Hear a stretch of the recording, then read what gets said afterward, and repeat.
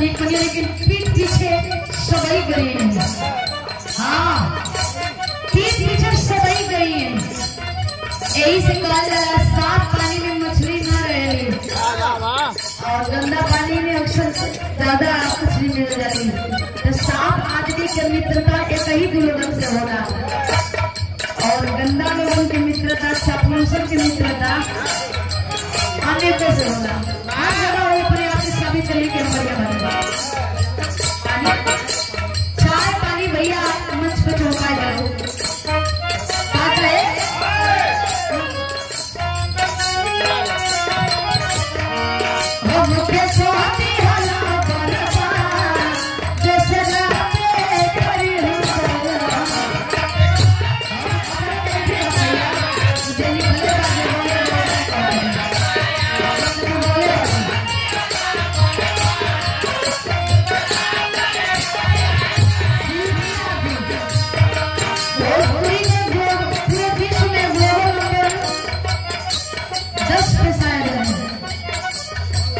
को मिला कि अलका आर्मिक जी और कुमार शानू जी का भी जगह हो लेगी उनका गाया हुआ है गाना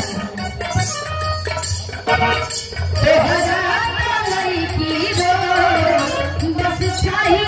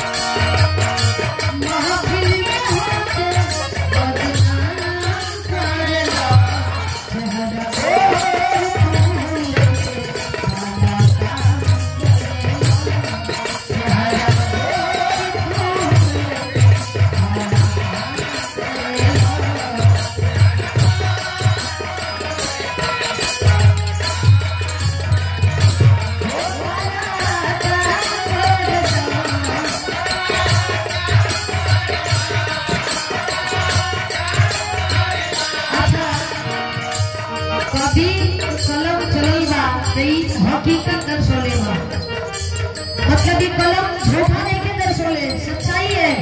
अक्सर व्हाइट कपड़ों में ब्लैक मनी छिपी होती है।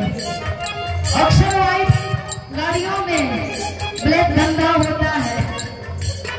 अक्सर व्हाइट लोग बस मुखौटा पहन करके बैठे रहते हैं। उनके पीछे का पर्दा जब भरता है तो पता चलता है। हम मैंने गाना बदलो हम काले हैं तो क्या हुआ दिल वाले हैं। हाँ बहुत बढ़िया महफिल में हमसे बदनाम कर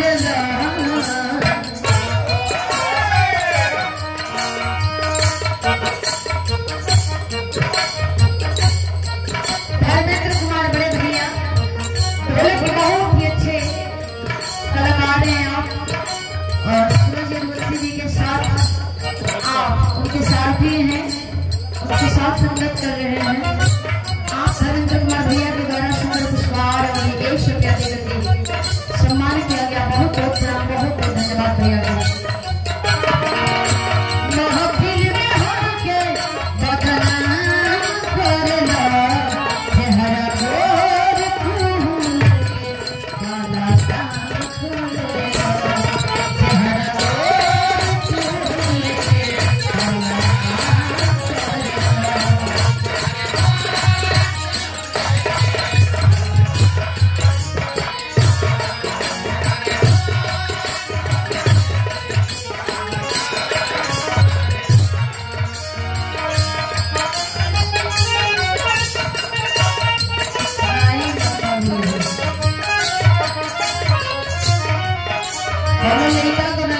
बड़ाई करता बड़ी सुंदर बड़ो